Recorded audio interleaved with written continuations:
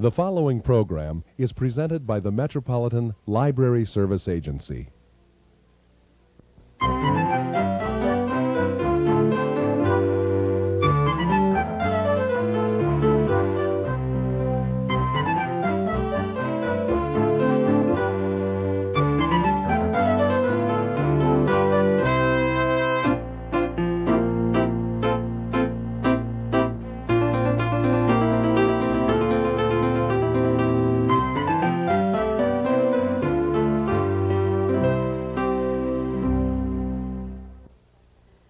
Hi, welcome to All About Kids, a program focusing on the activities, service, interest, and issues facing children in the Twin Cities today. Everybody loves a story. Librarians traditionally have used storytelling in their programs. Stories are a way of getting to know each other. Stories are a way of learning about other cultures. Today, our guests, Toni Simmons and Jerry Blue from the Minneapolis Public Library, are going to share some of their very favorite stories with us. Storytelling time is here. Storytelling time is here. Storytelling time is here. Storytelling time is here. I'm a teller. You're a teller. We're all storytellers. And we have stories to share with you. How many of you know where stories came from? Yes, the library is one place, but before the library, stories were not here. Once there were no stories on earth to hear. All the stories belonged to Anansi, the sky god. And he kept those stories in a golden box next to his throne. Anansi, that's me, the Spider-Man, wanted to buy the sky god stories. And so he spun a web up to the sky god to ask for the stories. Oh, mighty Anansi, I should like to buy your stories. The sky god merely chuckled. How can a man like you, so small, pay my price? What is your price, mighty Anansi? You must bring me Osibo, the leopard of the terrible teeth, and Mufaro, the hornets who sting like fire, and Mimosha, the fairy whom man never sees. I shall gladly pay your price. Anansi spun a web back to earth to look for the things that the sky god wanted. He walked along the forest path till he came to Osibo, the leopard of the terrible teeth. The leopard growled, "Oh, Anansi, you're just in time to be my lunch." Anansi said, "Well, as for that, Osibo, what will be, will be. But first let us play a game." "Oh, I like games. How is it played?" "Oh, Osibo, it's called the binding game. First, I bind you by your foot, your foot, your foot, and your foot, and then I untie you, and then you can tie me up." "Very well. I'm going to eat him when it's my turn." So Anansi tied the leopard by his foot, by his foot, by his foot, by his foot. "Now, Osibo, you are ready to meet the sky god." And he hung the tied leopard in a tree in the jungle. Next, Anansi cut a leaf from a banana tree, and he filled a calabash full of water. He poured some of the water over his head, and he held the banana leaf over his head as an umbrella. He crept over to the tree where Mufaro, the hornet's nest, was, and he poured the rest of the water on the nest, and he said, "It's raining, it's raining, it's raining. Should you not fly into my calabash so that your wings will not be tattered?" "Thank you, thank you, thank you, thank you," buzzed the hornets, and they flew right into Anansi's calabash, and he quickly stopped the mouth of the gourd. Boom! He had captured Mufaro, and he hung Mufaro in the tree next to Osibo. Next, Anansi carved a little wooden doll holding a bowl. He put pounded yams in the doll's bowl, and he covered the doll from top to bottom with sticky latex gum. He tied a string around the doll's head, and holding on to the other end, he hid behind a bush. While he was hiding, Mumosha the fairy, who man never sees, came dancing, dancing, dancing to the foot of the flamboyant tree where the doll was. She saw the gum baby and she said, "Gum baby, I'm hungry. May I have some of your yams?" And Anansi pulled on the string so that the doll nodded her head yes. Mumosha took the bowl from the gum baby and she ate all the yams. "Thank you, gum baby." But the doll did not answer. "Don't you reply when I say thank you?" Still, the doll did not move. "I'll slap your crying place unless you answer me." And that's just what she did. She slapped the doll's crying place, and her hand stuck fast to the doll's sticky cheek. "Let go of my hand or I'll slap you again." The other hand was stuck fast. "Let go of me." And she took her feet and she pushed against the doll, and her feet were stuck fast too. Now, Anansi came out of hiding, and he took Mumosha from the doll over to the tree where his other captives were.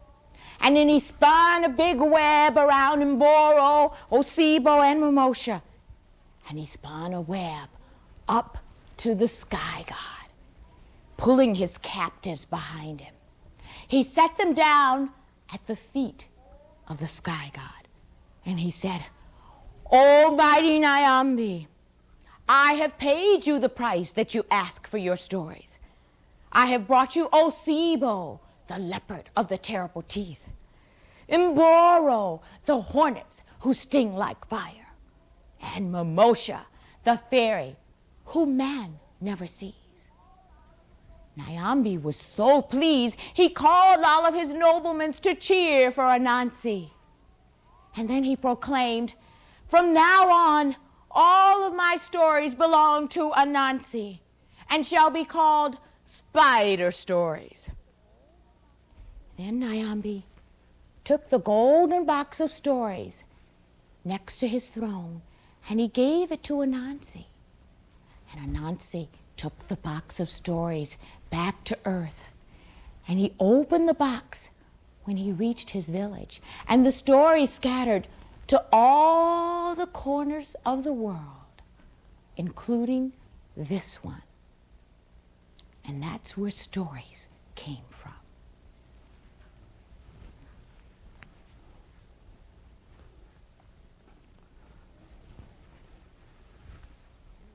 Stories have been traditionally used to teach lessons.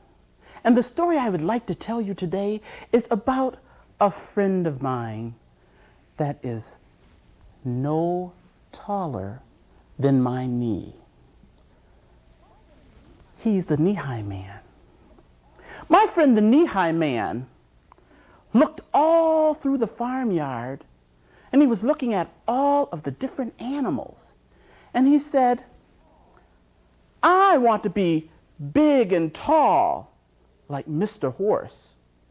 And I want to be big and strong like Mr. Bull.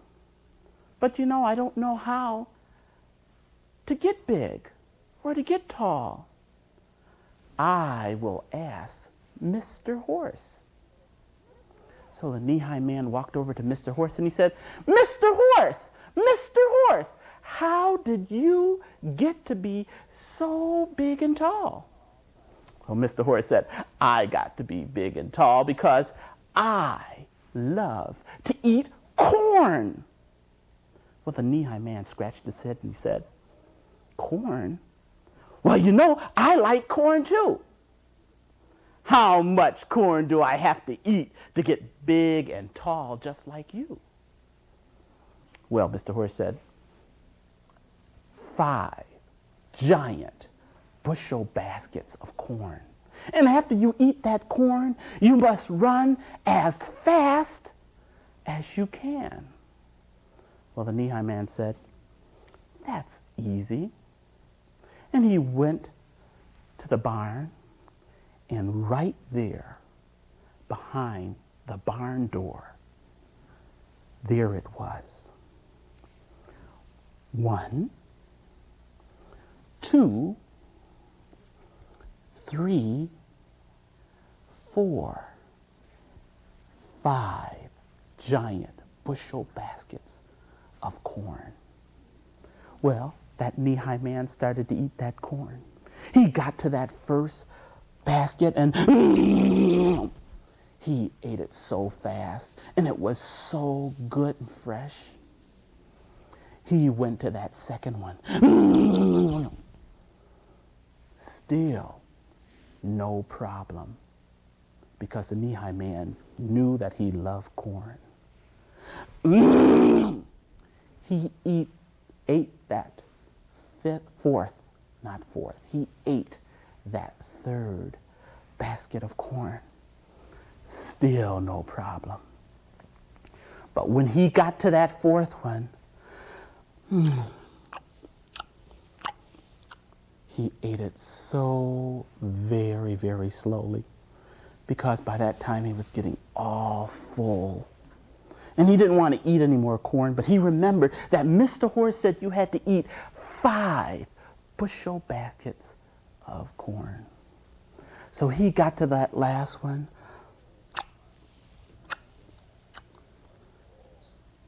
And then he was so full in the stomach that he just wanted to sit down, but he remembered Mr. Horse said he had to run as fast as he could. So that knee-high man, he started running this way, and he started running that way, and he ran around, and all he got was a tummy ache and tired legs from all that exercise. Well, that knee-high man said, Mr. Horse doesn't know what he's talking about. I will go ask Mr. Bull. So that knee-high man gently walked up to Mr. Bull, who really didn't like to be disturbed, and he said, Mr. Bull, how did you get to be so big and strong? Mr. Bull just looked at him and said, I got to be big and strong because I eat lots and lots of grass. Well, that knee-high man said, grass? How much grass do you eat? Well, Mr. Bull said, I eat about 5 acres of grass. Well, that knee-high man said, 5 acres of grass? Then what do? I yell at the top of my lung so everybody will know who I am. Well, that knee-high man just looked around to make sure that no one was looking at him. And he got down on his knees, and before he knew it, he started to eat that grass.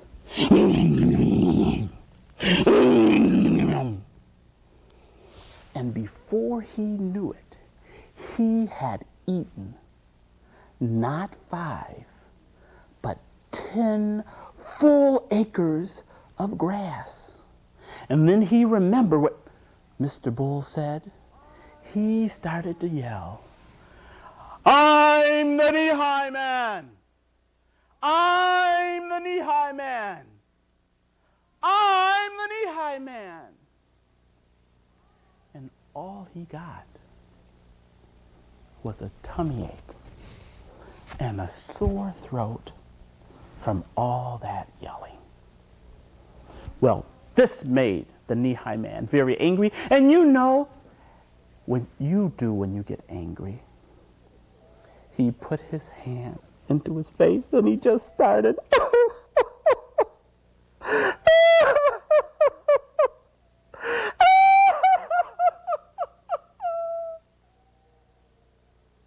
Through all that crying, he didn't hear it.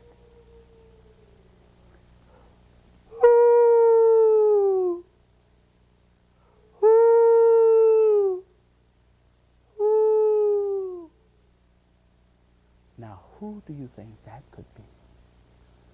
It was old Miss Owl. The knee-high man looked up at Miss Owl, and she started.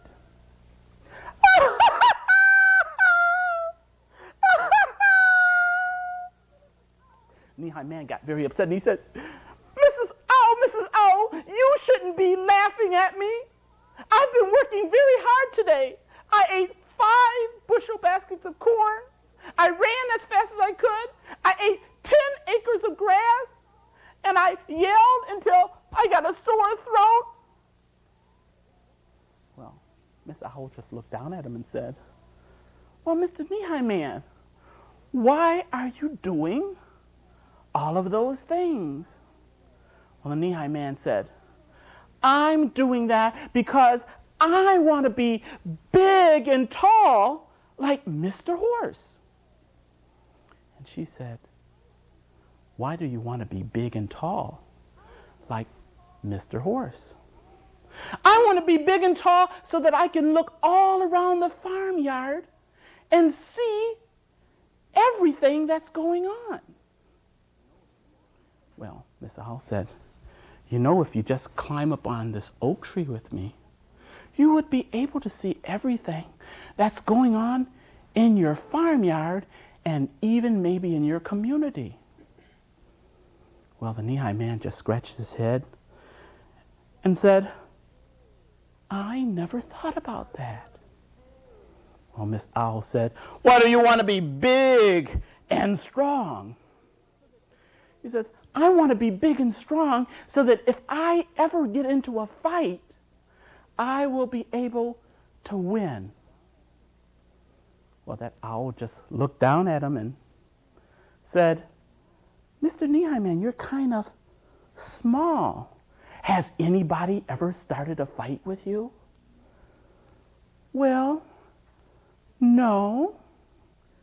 And Miss Owl said, then why do you want to be so big and tall? And the knee-high man just scratched his head and said, well, you know, I never thought about it. Miss Owl just smiled and said, and that's what your problem was. You don't have to be a giant to see everything that's going on in your neighborhood. And you don't have to be big and strong in order to win a fight. If you just use the brain that you were born with, you will be able to accomplish all the tasks before you. And from that day forward, when there was a problem that was too big for Mr. Knee-high man or too wide for him, he remembered the lesson that old Miss Owl taught him and used his brain. And that's the way it was. And that's the true story, because I would never tell you a lie.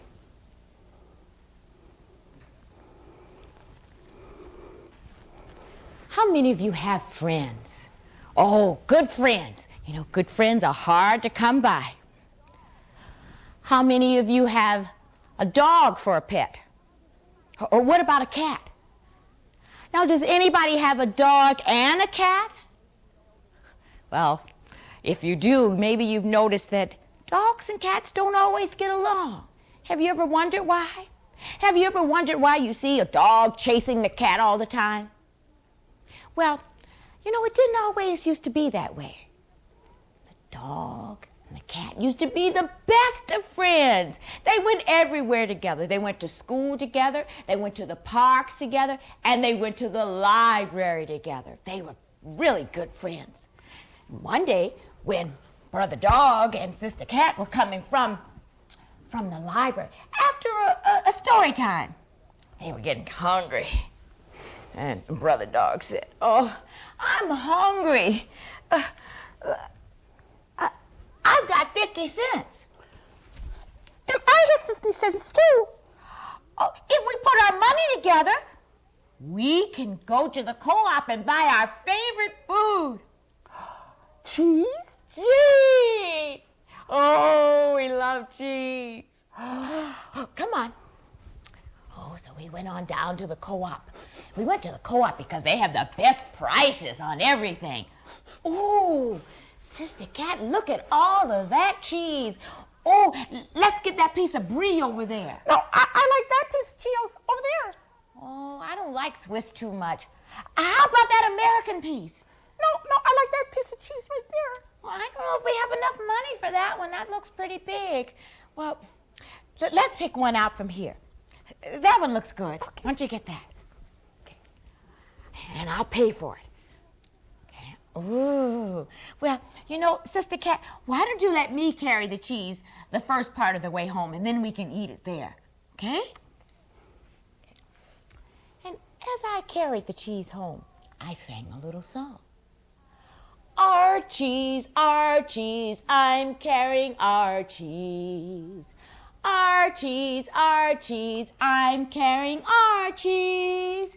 Sister Cat, would you like to carry the cheese part of the way? Please. Okay. My cheese, I'm carrying my cheese. My cheese, I'm carrying my cheese. Now, I'm not sure if I heard Sister Cat correctly, but you know, before you criticize someone, you have to be sure. Sister Cat, why don't you let me carry the cheese now? Our cheese, I'm carrying our cheese. Our cheese, I'm carrying our cheese. Sister Cat, we're almost home. Would you like to carry it again? Oh, just please. My cheese, I'm carrying my cheese. Now, I know I heard right this time. My cheese, I'm carrying my cheese. Sister Cat, why are you singing my cheese? The cheese belongs to both of us. It's our cheese. Sister Cat, what are you doing? No, Sister Cat! Oh, no, Sister Cat! Come down out of that tree! Don't eat our cheese! Oh, Sister Cat, what is the matter? We put our money together. That was our cheese. Why did you eat it? It was only a little bitty piece of cheese. No, Sister Cat, it was a good-sized piece of cheese. I had faith in you. I had Imani. Yeah. I won, you lost.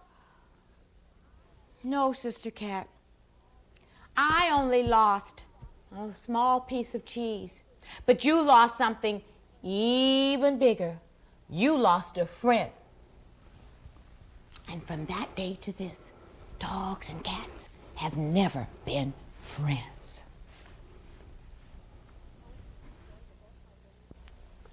Toni and Jerry, you're both librarians with Minneapolis Public Library, but you're also very involved in the Black Theater Alliance.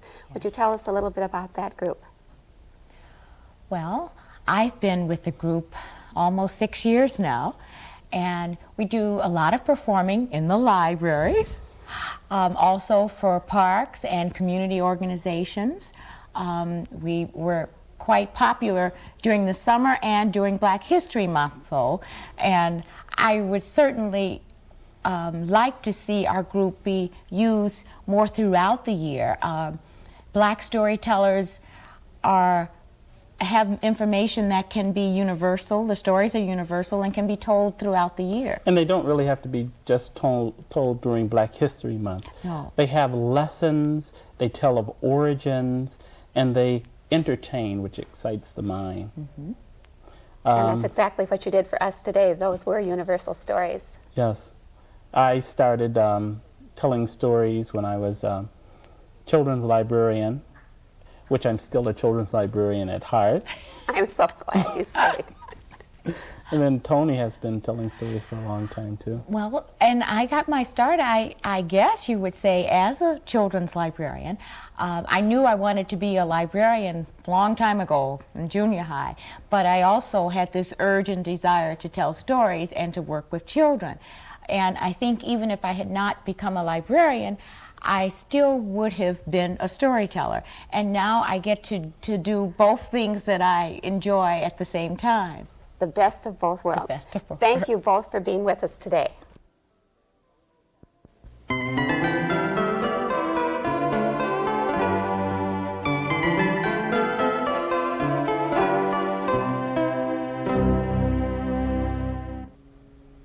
This is an African Cinderella story of two beautiful sisters of opposite dispositions. The king is seeking a bride, and he bids all the most worthy and beautiful daughters in the land to appear before him, and he will choose one to be queen. Minyara, the selfish sister, does everything in her power to be first to see the king.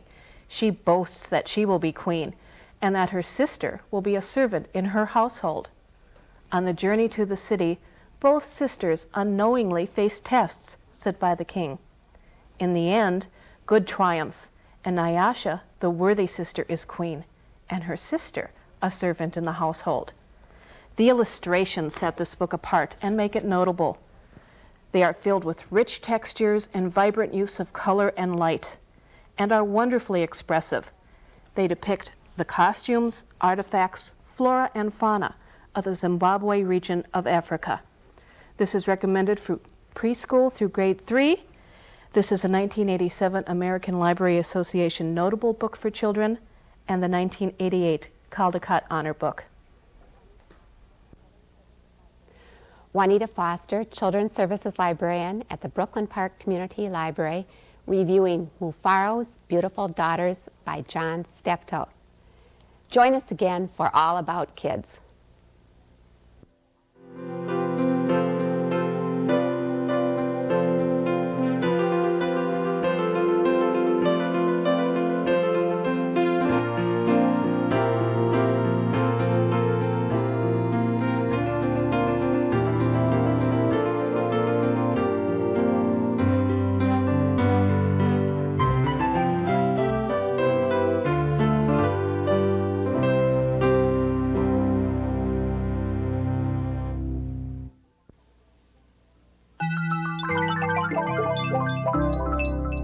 This has been a presentation of Hennepin County Library in conjunction with the Twin Cities Metropolitan Library Service Agency. We thank you for watching, and we hope you visit your public library often.